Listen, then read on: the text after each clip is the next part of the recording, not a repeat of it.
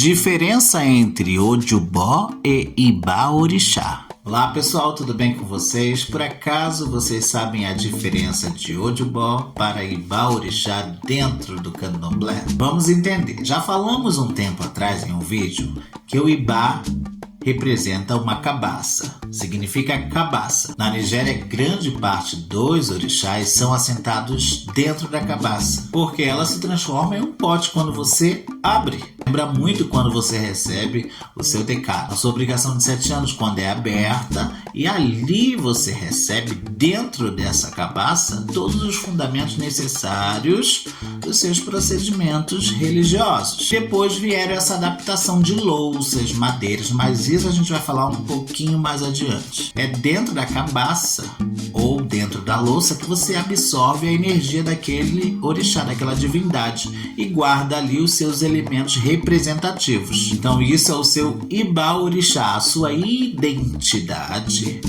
com sua ancestralidade. Já o Ojubó é o olho d'água, ou seja, o portal aonde se cultua e invoca os orixás de uma forma coletiva, entenderam? Ou seja, por exemplo, em uma comunidade se monta aquele Ojubó.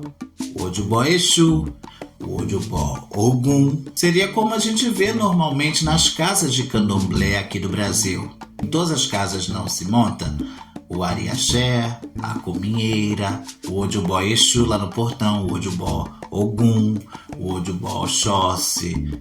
Todos os orixás são assentados naquela comunidade, daquela casa de candomblé. Então, independente de você ter o seu Ibá-orixá, naquela casa de candomblé vai ter um portal para cada divindade. Tem o Ojubó Ossan, tem o Ojubó Oxumaré. Ali é o coletivo, porque quando você se inicia naquela casa, por exemplo, é prestado sacrifício, prestado culto naqueles Ojubó, dando o entendimento que está entrando mais um Yaô. Então estou dando reverência por essa ancestralidade desse Elegum que está adentrando esta comunidade, esta casa. Então todos os Ojubós ali são reverenciados naquela casa de candomblé.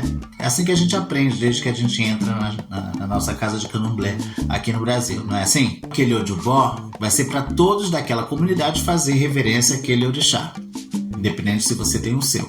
Mas aquele é para aquela comunidade, é algo coletivo. Já o seu Ibá é algo pessoal. Para a gente entender um pouquinho mais sobre isso, de Ojubó é que os cultos em África são divididos por bairros, cidades, aldeias. Na entrada de uma cidade, por exemplo, tem um Ojubó de Exu, o guardião daquela cidade. Por exemplo, na Nigéria, devotos daquela cidade, daquela comunidade, daquela região, eles vão diretamente naquele Ojubó prestar culto. No conceito iorubá, em África, todo iniciado, depois que passa pelos ritos, é um Ojubó vivo.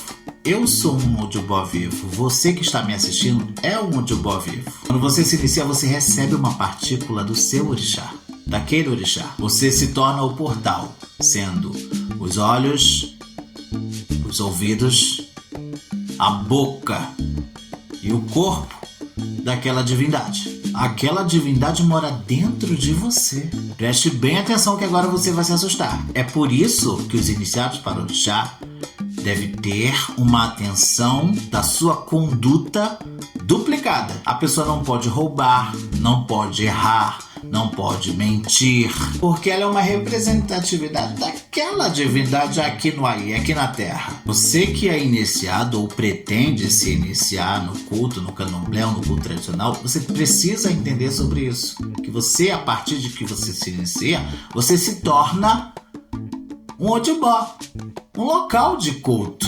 daquela divindade, uma partícula. Você é o portal para aquela divindade. Eu, por exemplo, eu deixo de ser apenas o Douglas e passo a ser uma partícula divina. É por isso que antes de você mexer no seu corpo, isso ninguém liga mais para essas questões. Ninguém tem mais atenção sobre isso. O povo sai mexendo no corpo, sai fazendo cirurgia, colocando piercing, fazendo tatuagem, e ninguém pergunta ou pede orientação a sua divindade que pertence e faz parte daquela partícula do seu corpo. Você tem que conversar com aquela divindade, com o teu orixá, para saber se ele está conivente com aquilo que você vai fazer.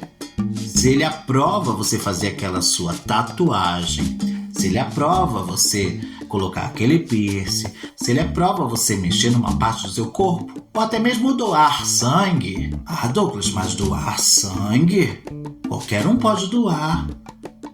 Não, pelo ponto de vista espiritual, a gente está falando, é parar e entender.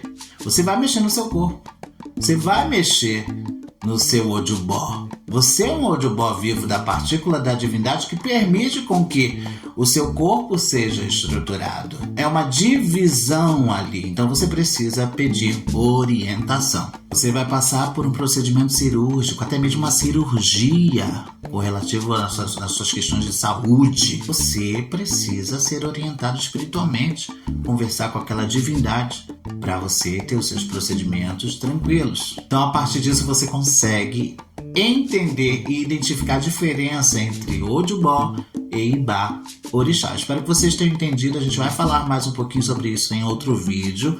Compartilhe para mais pessoas aprenderem e não esqueça de me seguir e curtir esse vídeo. Até logo!